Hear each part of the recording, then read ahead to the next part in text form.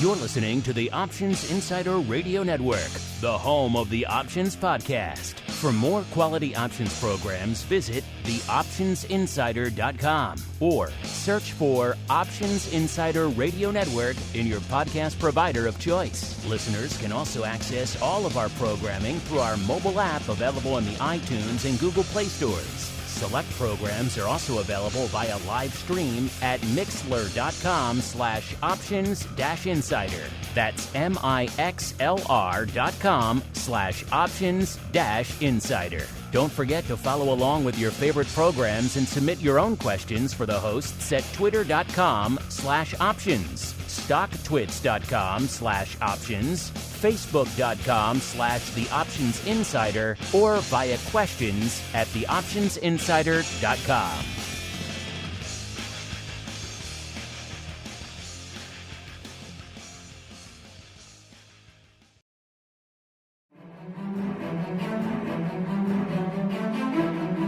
The futures markets can be downright scary.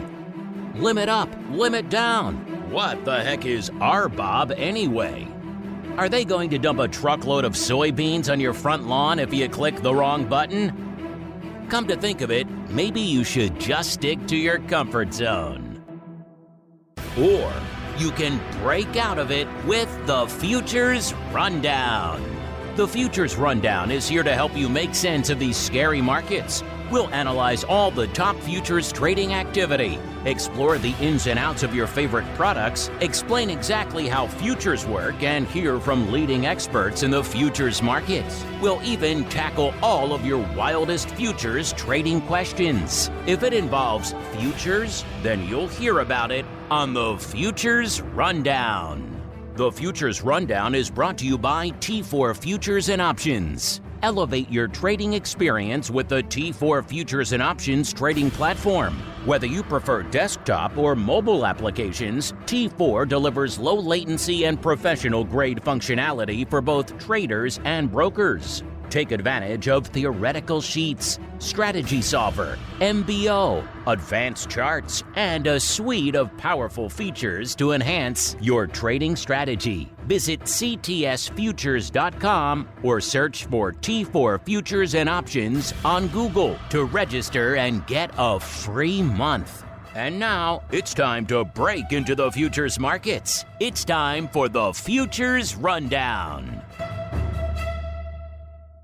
All right, everybody. That music means we are back once again. Time for the Futures Rundown. Yes, it is Wednesday. Time to dive deep into all things futures and the mysteries therein. My name, of course, Mark Longo from theoptionsinsider.com, as well as from the network upon which all of you folks are binging these days. Hope you're having a great start to your trading week. And indeed, we're already almost halfway through February. Wild. I'll be giving away a pro trading crate for February soon. You want to get your name in the hat for that, listeners. Trust me. You also want to get options oddities. You also want to get pro Q&As. You also want to be able to heckle all of my co-hosts here on the shows throughout the week in the live chat. Only one place to go. theoptionsinsider.com/pro is the place to go to kick the tires and light the fires as we dive right on into the trading pit. It's time to break down all the action that's lighting up the futures markets this week. What's limit up and what's crashing and burning? Let's find out. It's time to enter the trading pit. All right, everybody, let's do it. Let's see what's moving and shaking in the world of futures this week. And because it's just me on the show this week, I get to choose. And I love when my guests join me because I let them choose, but sometimes it's fun to dictate everything. You know, the Rock Lobster calls me the benevolent dictator of the options market for a reason, because I like to choose where we go, listeners. And this week, to keep things spirited and lively, it is, of course, a blizzard, a whiteout here in Chicago as we are recording this, listeners. If you look out the window of the studio here, you can't even see across the river here in downtown Chicago. So we're getting some serious snow. We don't usually get a ton of snow. It gets cold. We don't get a ton of snow. So this is an unusual day, a snow day here. All the schools are closed. So let's huddle together for some warmth around the fire and talk some futures, shall we? And since that fire is burning hot, let's go red first, listeners. To the dark side we go. And number 5 to the downside. I was just talking about this on the crypto rundown on Monday. This is an underlying that does not have upside to give. People have been lamenting that it is underperforming the rest of the major crypto assets. You can probably guess where I'm going, listeners. Yeah, it's Ether. The Feb contract off 3.68% this week. So again, Ether already underperforming, already people talking about maybe Solana is kind of stealing its thunder out there.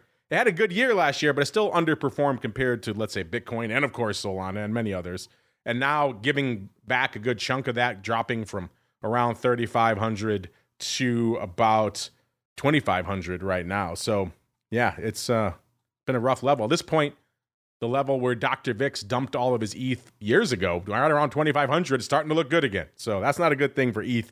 Coming in at number 5 to the dark side. Number 4, listeners, soybean meal, the March contract. So from crypto, we go to the ag. Soybean meal off 4.57%. Number 3 to the dark side, listeners, we go out to the mysterious world of lithium. March contract there as well, off 4.88%. We've been talking for a while about the EMs, uranium and lithium, both having a rough start to the year, and lithium living up to that right now. Number 2 in the red direction this week, listeners, we're going out to the March oats contract, off 9.45% this week. No love for oats out there. And the number 1 dark side mover, lighten up the tape to the red, whatever you want to call it, listeners. It probably makes some sense. We are in the midst of an Arctic blast, a winter weather advisory across much of the Midwest and Eastern U.S.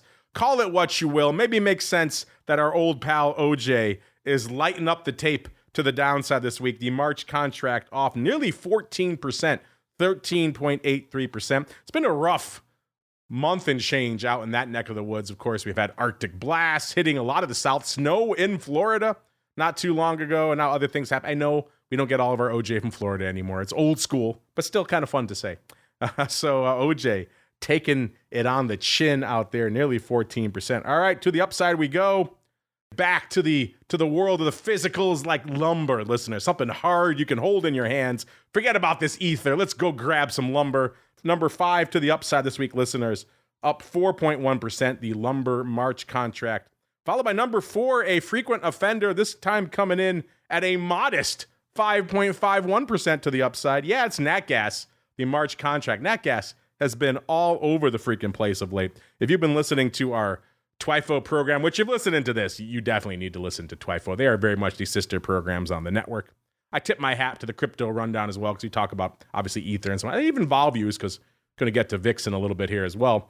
But the nat gas is just inescapable, up 5.51%. If you like nat gas, we go into it a lot usually on TWIFO every week. All right. Number 3 to the upside, listeners. We've got our old pal, high-grade copper. The March contract up 5.85%.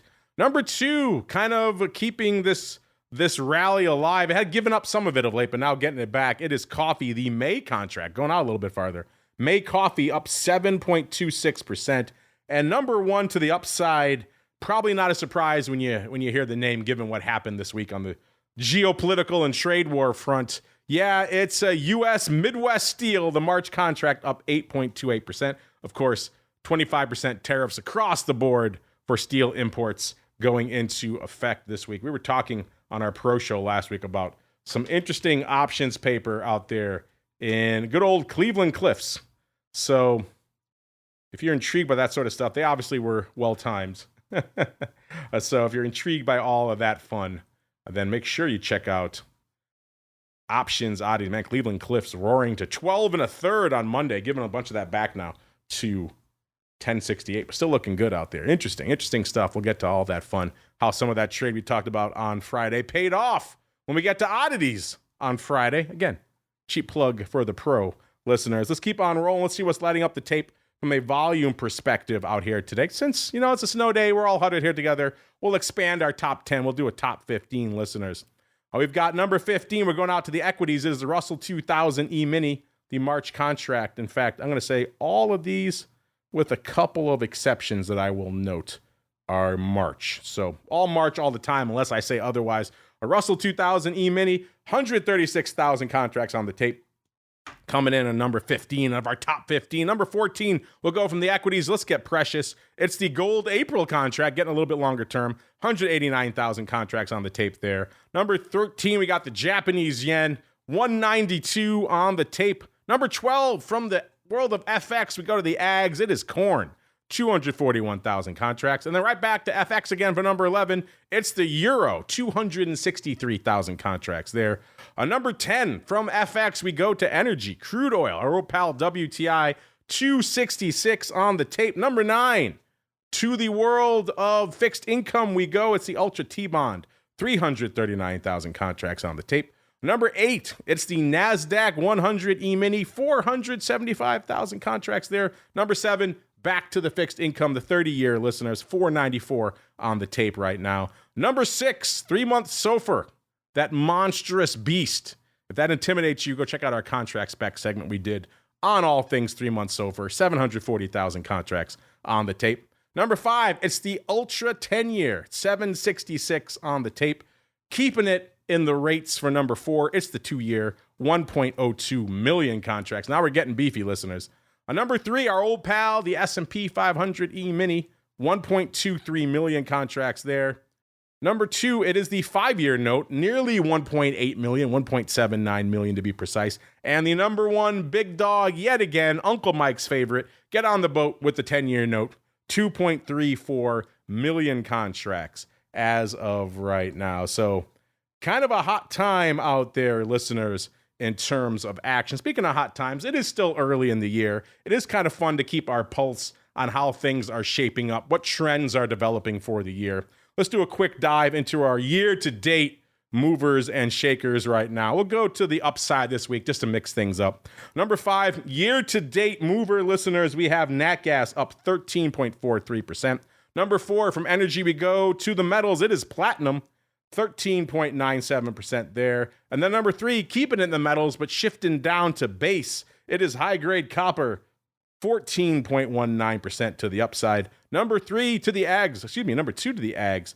It is soybean oil, up 14.3%. And number 1, I was just talking about it, listeners. This thing's been on the rampage of late. It is our old pal, coffee, 28.44% to the upside, listeners. Now to the downside we go. It is our old pal dairy kicking it off. Cash settled butter off 8.25% so far this year. Then right above it, number 4, we've got our old pal, one of the EMs. It is lithium, off 10.53%, a rough year on the lithium front. Number 3, listeners, our old pal OJ. Like I said, it's been a bad start to the year for OJ, off 20.39%. Number 2, listeners, we've got, actually, it's kind of a cheat. Number 2 and number 1 are really the same thing. We've got ETH, we've got the micro and the big futures, both off about 23.6%. Again, what I was just talking about. ETH did not have a lot of upside to give, and it's given up nearly 25% of that already. So a rough start to the year for ETH. But you know what, listeners? It's never rough when we're hanging out in the contract specs. Have you ever looked at a futures product and said, "What the heck is that?" Let's find out together. It's time to get the contract specs. All right, everybody, to the world of the contract specs we go. I forgot the name of the listener who requested this product, so I apologize. I'll have to dig it up maybe later. We'll email you, let you know that it's hitting the show if you're not listening live. Of course, we had a listener write in recently asking about the beast that is VIX. Yes, VIX, everyone knows it out there now these days, the fear gauge. It is synonymous with equity volatility and indeed synonymous with volatility itself. But it is indeed a future. It is a futures product that you can trade. There are options on it as well. They do not expire into the futures. For the most part, they did just add some new options on the futures. They're very new. They haven't really done a lot of volume yet. So the futures are still one of the primary vehicles. I tend to trade the options, but the futures are very much intriguing. So a lot of you have asked, and we've also hit on VIX. We've seen it moving quite a bit to start the year, which is understandable. It's been a wild year from a vol perspective already. So makes sense for all of you who want us to do a bit of a deep dive into all things VIX Futures. So yes, a couple of things to get out of the way first. The VIX Futures, ticker symbol VX, that's of course your root symbol. Then you're going to add on to that the months and the years and everything else that you're trading out there. This is a cash settled product, which probably makes sense if you think about it. Kind of hard to get the proverbial truckload of volatility dumped on your lawn in the middle of the night. So cash settled, like most of your large index products are going to be out there. Now the confusion comes, a lot of people have written in saying, what do I get with a VIX future? How much VIX juice, if you will, do I get when I buy a VIX contract? So that translates, listeners, if I can read between the lines, into what is the multiplier for this contract? And that's pretty straightforward. The multiplier is just 1,000. So if you want to figure out how much quote unquote VIX you're buying, multiply 1,000 times wherever VIX is. Let's say VIX is hanging out at 17 right now. Then the notional value, how much actual VIX you are buying with your dollars. You're buying $17,000 worth of VIX for every one lot out there. So that's something to bear in mind. Some other specs. We have our minimum tick size is 0.05 points. So effectively, a nickel, if you look at it that way, that means you multiply it times our old multiplier of 1,000. That's going to get you to every tick is worth $50 per contract out there. So you tick 5 ticks in the VIX futures out there, listeners. It's going to cost you $250. If it goes in the wrong direction, it's going to make you $250. If it goes in the right direction, worth noting if you do spreads, and we haven't done a deep dive into spreads here on the show for any product. Maybe might be a fun future episode to go deep, because obviously spreads are a big part of the futures landscape. The spread increments can get smaller. They can be about effectively a penny, which would make it 0.01 or $10, obviously, per tick in a VIX spread. So again, that minimum tick size for VIX, pretty much a nickel, and that's going to translate to $50 per contract for every tick in the underlying there. Now, that sounds like a lot. I don't blame you. It is quite a bit of VIX to bite off at the end of the day.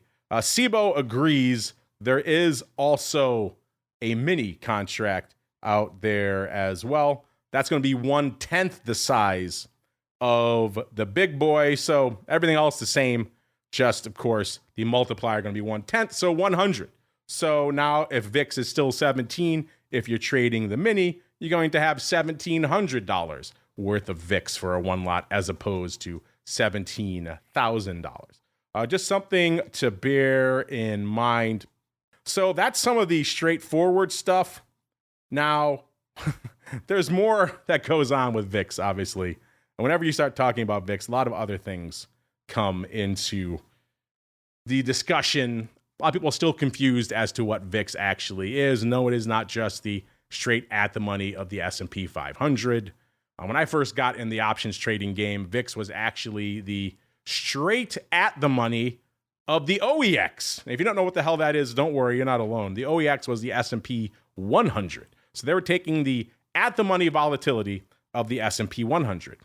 And people came along finally and said, why are you doing that? No one really cares about the OEX. Everybody watches the SPX, aka the S&P 500. So SIBO, in their wisdom, updated it, made it the at the money vol of the S&P 500. Again, 30 days out now. This is pretty much a rolling 30-day measure of volatility. But then they made a few other tweaks to it. They also added what we call the volatility skew. They added the puts and the calls into the mix as well. And this is where things, for some people, get a little contentious. I like the idea of a vol product that gives you kind of a broad snapshot of the product, because at the end of the day, vol is more than just straight at the money vol. I know there's a lot of hardcore vol traders out there and old school floor traders who say, yeah, when we used to do a straddle run, it was just straight at the money volatility. And I agree with you. That's what we used to do. But I think there's also room for a measure that incorporates some of the skew. How expensive are the puts? Because that shows you what the sentiment is for the audience right now. How cheap are the calls, and vice versa. Now, the problem is how you do that. And that's where the rubber meets the road for products like VIX, that's where allegations of things like manipulation have come home.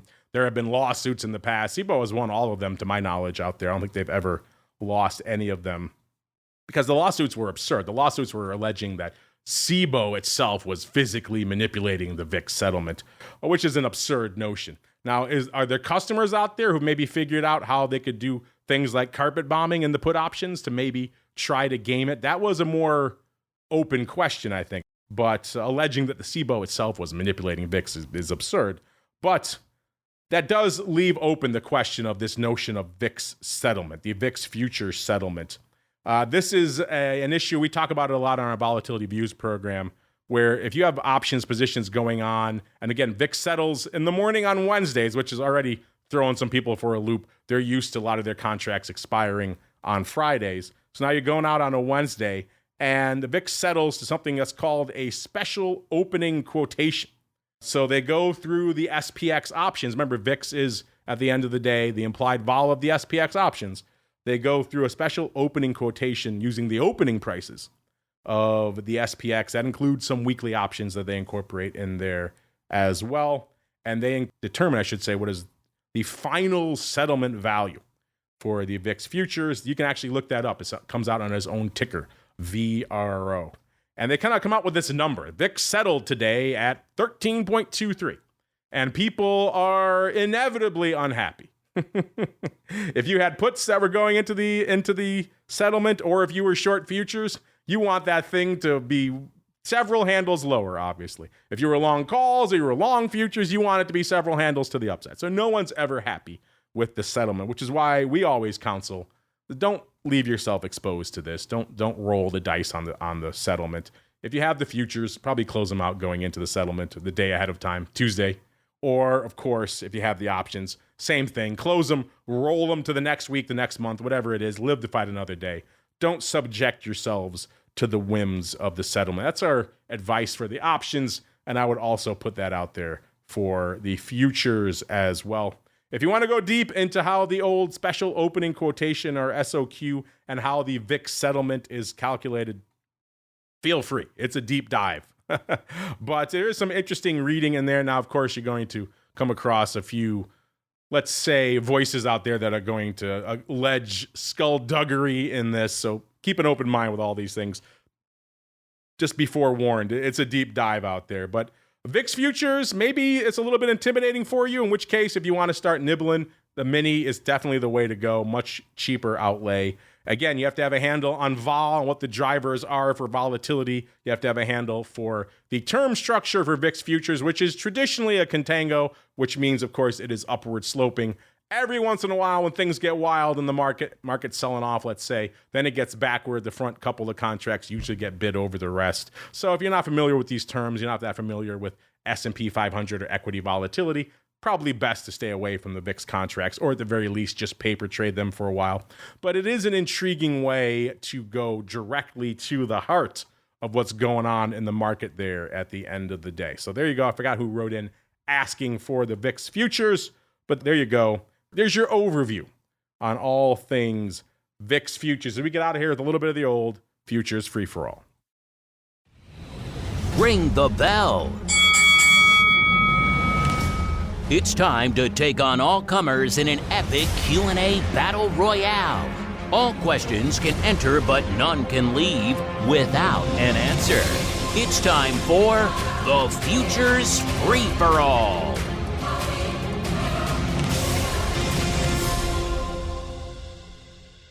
All right, everybody, it's time to tackle all of your futures questions. Also get your insights into our questions of the week, where we get to shine the spotlight back on you. We did that last week, listeners. We were talking about steel futures earlier. Obviously, tariffs a big part of that. Our question of the week last week was tariffs and the threat of escalating trade wars. They were roiling the markets last week. We asked you quite simply, is this a tempest in a teapot, or do you think we'll be dealing with the fallout for these tariffs for some time? Quite simply, how long do you foresee the tariffs impacting the market and volatility? We gave you four choices. Is it a tempest in a teapot, or is it going to be a short-term impact through Q1, or is it going to be more of a midterm impact through Q2, or is it going to last with us for a while? Is it going to be through Q3 and beyond. And at the end of the day, almost a third of our audience, 31.3%, decided that's going to be a tempest in a teapot. Still going this week, though, so that's kind of interesting. And then we have number 2, 25% say it'll be a short-term impact through Q1 only. Then we have a tie, about 22% each, for lasting through Q2 and through Q3 and beyond. So closing in on half of our audience, around 44+%, saying it's going to be at least through Q2, which is kind of interesting, and certainly for this market, when everyone's trading zero-day options, an eternity from that perspective. If you want to play along with our question of the week right now, not quite in the futures realm, but more of a how you view the market and indeed valuation question, listeners. It drills in on a single name that has been very contentious of late. This is, of course, everyone's favorite, perhaps least favorite. It's Palantir out there right now. We posted earlier this week, Palantir has a PE north of 600. At that level, you don't have to be a crazy market fundamentalist to ask, very simple question. And do those magical letters known as AI, which is, of course, highly associated with Palantir, do those magical letters trump the other two market letters known as PE in today's market? Gave you 4 choices. AI does trump PE, or, PE can trump AI, or who cares if the stock goes up, or it's time to buy some puts on Palantir. It just ticked as we were talking, listeners. We have a 3-way tie for first right now, with a little over 30% each for AI beats PE, and the PE beats AI, and it's time to buy the puts. Our audience can't decide. Only about 9% say, who cares if the stock goes up? So our audience deeply debating this one out there. We have someone chiming in just right of center saying, normally I'd say PE has to mean something, but then I look at Carvana. Yeah, I think there's a lot of names out there we could probably point to out there, which, in case you're wondering, listeners, Carvana has a PE of 28,755. So yeah, by that comparison, Palantir can go up many, many orders of magnitude when it comes to PE. What are your thoughts, listeners? Get over there at Options on Twitter and make your voice heard. That's going to do it for your Futures Rundown Snow Day for this week. Yeah, the wind is howling outside, listeners. The snow is blowing. You can barely see outside the studio, but you know what? Neither wind nor rain nor sleet will keep us from our appointed Futures Rundown rounds. I'll come into the studio. I will do the show. Regardless if our guests can't make it, nobody else can make it, I'm still here, listeners, to do the show for you. That's how much we love you. Make sure, if you love us back, you want to check out a little bit of the old pro. TheOptionsInsider.com/pro is the place to go to show all that love and have a darn good time while you're doing it, if I do say so myself. Pro Q&As, options oddities, giveaways, live streams, awesome community, all sorts of fun. Early access to a lot of stuff there, including, of course, you get those live streams. Second they're done, they're uploaded to the server, so you get them without any waiting, so in case you miss them on the live, but you don't want to wait for the podcast to hit, it's a great use case there as well. You get your own podcast feed.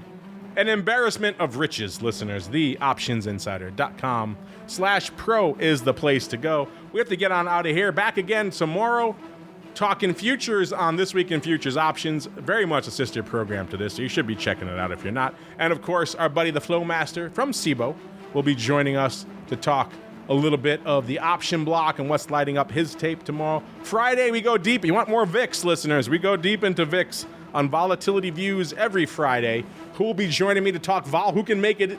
Who can make it in this weather? I guess we'll find out on Vol Views on Friday. Then we come back one final time, exclusively for all you cool kids in the pro, to talk all sorts of madness and unusual activity with a little bit of options oddities. Then back again next week, hopefully to not as much whiteout going on for next Futures Wednesday, another episode of the Futures Rundown. Stay safe out there, everybody. You're listening to the Options Insider Radio Network, the home of the Options Podcast. For more quality options programs, visit theoptionsinsider.com or search for Options Insider Radio Network in your podcast provider of choice. Listeners can also access all of our programming through our mobile app available in the iTunes and Google Play stores. Select programs are also available via live stream at mixlr.com/options-insider. That's mixlr.com/options-insider. Don't forget to follow along with your favorite programs and submit your own questions for the hosts at twitter.com/options, stocktwits.com/options, facebook.com/theoptionsinsider, or via questions@theoptionsinsider.com.